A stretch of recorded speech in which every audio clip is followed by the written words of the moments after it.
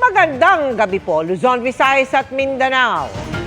Iba yung pag-iingat, lalo na sa mga babiyahe ngayong Kapaskuhan.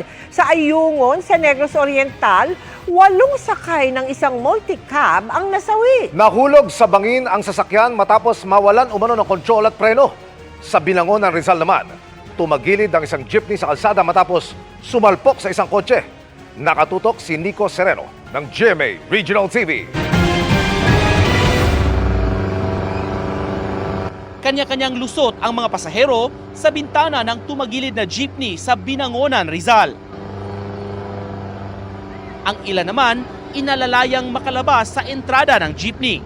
Nakuhanan ni Youth Cooper Eric Diaz ang disgrasya sa Manila East Road sa barangay Tagpos pasado alas 6 ng umaga kanina.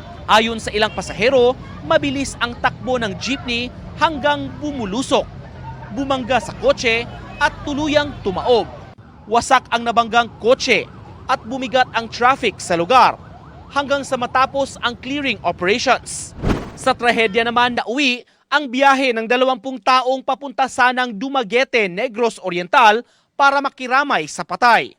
Habang paakyat kasi sa matarik na bahagi ng kalsada sa sitio Tumampon sa barangay Tigib sa bayan ng Ayungin ay nawala ng kontrol at preno ang multicab at tuluyang nahulog sa bangin.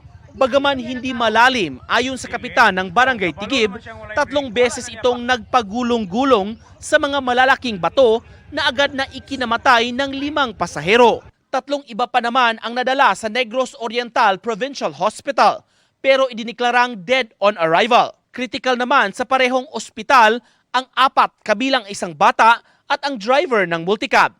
Isa ang nagtamo ng minor injury at nakakonfine sa Bindoy District Hospital. Para sa GMA Integrated News, Nico Sereno, nakatutok 24 oras.